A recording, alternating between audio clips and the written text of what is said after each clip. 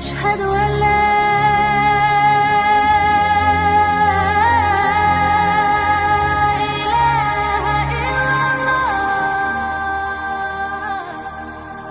السلام علیکم ورحمۃ اللہ وبرکاتہ۔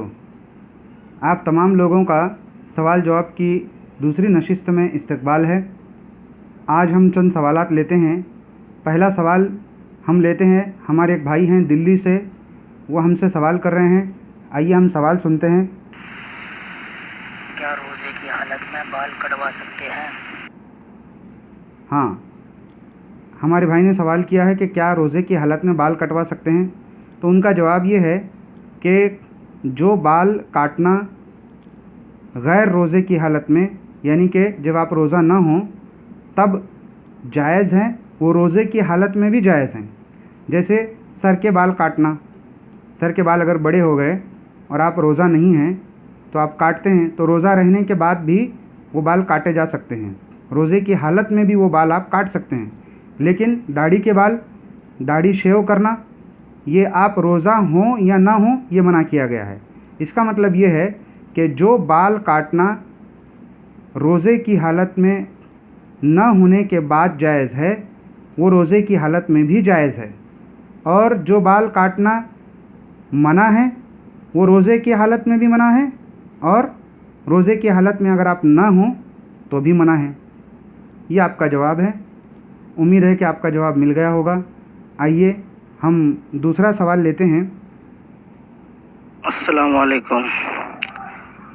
ایک پرسن کچھ ہے مولانا صاحب کے کہ اگر کسی کا شوہر انتقال ہو گیا ہے، ابھی وہ دین جٹا رہے ہیں، تو دوسرے کو گھر سے کھانا آتا ہے تو وہ کھا سکتا ہے کہ نہیں کھا سکتا ہے؟ حاضرین کرام، ہمارے بھائی نے سوال کیا ہے کہ جو عورت عدت میں ہے، شوہر کی وفات ہو چکی ہے، اللہ تبارک و تعالیٰ نے ایسی عورتوں کے لیے، یعنی کہ بیوہ عورتوں کے لیے قرآن میں ارشاد فرمایا کہ اربعۃ اشہر و عشرہ، کہ وہ 4 مہینے 10 دن تک اپنے گھر میں ہی رہیں گی۔ لہٰذا یہ عدت کے ایام میں 4 مہینے 10 دن میں ان کو صرف گھر سے باہر نکلنے کو منع کیا گیا ہے، اور ان کو بناؤ سنگار نہیں کرنا ہے، سادگی سے زندگی گزارنا ہے 4 مہینے 10 دن تک۔ البتہ بھائی نے جو سوال کیا ہے کہ اگر کوئی کھانا دے، باہر سے ٹفن دے، تو وہ کھا سکتی ہیں کہ نہیں؟ تو وہ بالکل کھا سکتی ہیں، اس کے لیے ان کو منع نہیں کیا گیا ہے، گھر سے باہر نکلنے کے لیے ان کو منع کیا گیا ہے۔ امید ہے کہ ہمارے بھائی کا جواب مل گیا ہوگا۔ آئیے ہم تیسرا سوال لیتے ہیں۔ کیا تراویح میں قرآن کی تلاوت کرنا ضروری ہے؟ قرآن نہیں آتا تو کیا کرے؟ ہمارے بھائی نے سوال کیا ہے کہ اگر کسی کو قرآن میں سے کچھ بھی یاد نہیں ہے تو وہ تراویح میں کیا پڑھے، وہ تراویح کیسے پڑھے، ایسا انہوں نے سوال کیا ہے۔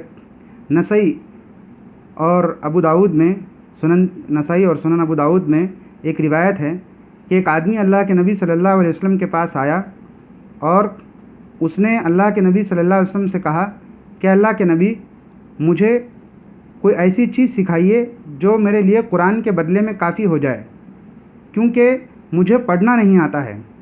اللہ کے نبی صلی اللہ علیہ وسلم نے ان کو سکھایا کہ یہ پڑھو، سبحان اللہ والحمد للہ ولا الہ الا اللہ واللہ اکبر ولا حول ولا قوۃ الا باللہ۔ حاضرین کرام، جس آدمی کو بالکل قرآن پڑھنا نہیں آتا، وہ چاہے تو قرآن کی جگہ یہ کلمات پڑھ سکتا ہے، لیکن آج قرآن یاد کرنے کے بہت سارے طریقے ہیں، اس کو چاہیے کہ جلدی سے جلدی وہ یاد کرے۔ اور اگر سمجھیے اس کو ایک ہی سورت آتی ہے تو وہ ایک ہی سورت ہر رکعت میں بھی پڑھ سکتا ہے۔ قل هو اللہ احد، یہ سورہ اگر اس کو یاد ہے تو ہر رکعت میں یہی سورہ پڑھے۔ کچھ نہیں یاد ہے تو ابھی جو میں نے بتایا ہے وہ الفاظ وہ کہہ سکتا ہے۔ اور میں یہ عرض کر رہا تھا کہ اس بھائی کو چاہیے کہ وہ قرآن کو سیکھے، جلدی سے جلدی قرآن کو یاد کرے۔ قرآن یاد کرنے کے لیے بہت سارے ذرائع، بہت سارے وسائل آج ہیں، آڈیو پلیئر ہیں، موبائل وغیرہ میں قرآن سیو کر کے وہ بار بار سنیں تو چھوٹی چھوٹی آیتیں وہ یاد کر سکتے ہیں۔ اللہ تبارک و تعالیٰ نے سورہ مزمل میں کہا ہے فَقْرَؤُوا مَا تَيَسَّرَ مِنْ، آپ نماز کے لیے کھڑے ہو جائیے اور آپ کو قرآن میں سے جہاں سے جو کچھ بھی یاد ہے جتنا آسان ہو اتنا پڑھیے۔ تو لہٰذا ہمارے اس بھائی کو چاہیے کہ وہ جلدی سے جلدی قرآن کی صورتیں یاد کریں اور پھر اس کے بعد نمازوں میں پڑھا کریں۔ امید ہے کہ ان کا جواب مل گیا ہوگا۔ آئیے ہم اگلا سوال لیتے ہیں۔ السلام علیکم ورحمۃ اللہ وبرکاتہ، اشلا پور سے بول رہا ہوں۔ با جماعت وطر میں قنوت وطر رکوع سے پہلے پڑھے یا بعد میں پڑھے، اور قنوت وطر سیری پڑھے یا زور سے پڑھے؟ اگر زور سے پڑھنا ہے تو کیا مقتدی صرف آمین کہے گا؟ ہمارے بھائی کا سوال ہے کہ قنوت وطر رکوع کے بعد پڑھنا ہے یا پہلے پڑھنا ہے، تو میں ان کو بتا دوں کہ اللہ کے نبی صلی اللہ علیہ وسلم سے رکوع سے پہلے قنوت وطر پڑھنا ثابت ہے۔ سنن نسائی میں روایت ہے آپ صلی اللہ علیہ وسلم کے بارے میں کہ کانا یؤتر بثلاث رکعات، آپ صلی اللہ علیہ وسلم 3 رکعت وطر پڑھتے۔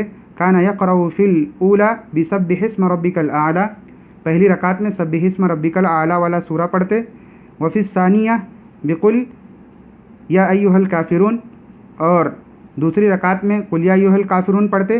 وفی الثالثہ بقل هو اللہ احد، تیسری رکعت میں قل هو اللہ احد کا سورہ پڑھتے۔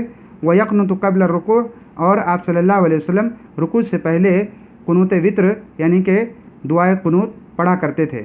لہٰذا آپ صلی اللہ علیہ وسلم سے جب رکوع سے پہلے ثابت ہے تو ہم کو چاہیے کہ ہم رکوع سے پہلے دعائے قنوت پڑھیں۔ بعض لوگوں نے کہا ہے کہ رکوع کے بعد بھی دعائے قنوت پڑھنی جائز ہے۔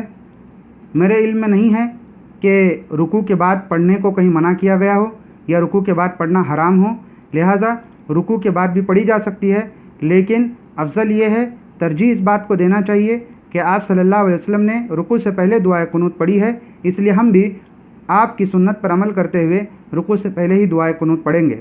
اور ایک سوال بھائی نے کیا ہے کہ وہ سری پڑھیں گے یا جہری پڑھیں گے۔ دیکھیے آپ صلی اللہ علیہ وسلم کے قنوت پڑھنے کے بارے میں جو روایتیں آئی ہیں اس میں آتا ہے کہ آپ صلی اللہ علیہ وسلم قنوت پڑھتے جاتے تھے اور صحابہ کرام آمین کہتے تھے۔ تو صحابہ کرام کیسے آمین کہتے تھے؟ جب سنائی دیتی تھی تبھی۔ اس کا مطلب یہ ہے کہ دعائے قنوت کو جہری پڑھنا چاہیے، یعنی کہ باواز سے بلند پڑھنا چاہیے، زور سے پڑھنا چاہیے۔ اور ایک روایت صحیح بخاری اور صحیح مسلم میں ہے کہ اذا امن الامام فامنوا، جب امام آمین کہے تو تم بھی آمین کہو۔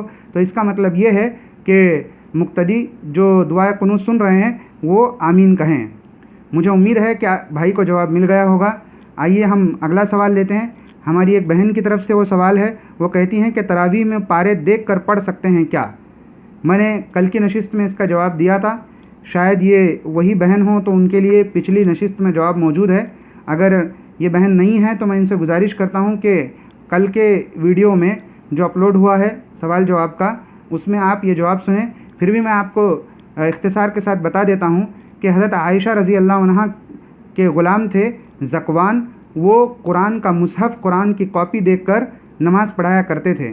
لہٰذا تراویح میں پارے دیکھ کر اور قرآن کا مصحف، قرآن کی کاپی دیکھ کر قرآن پڑھا جا سکتا ہے۔ یہ روایت صحیح بخاری کے اندر موجود ہے۔ حاضرین کرام، یہ آج کے سوالات تھے، اس کے جوابات میں نے قرآن و حدیث کی روشنی میں دینے کی کوشش کی۔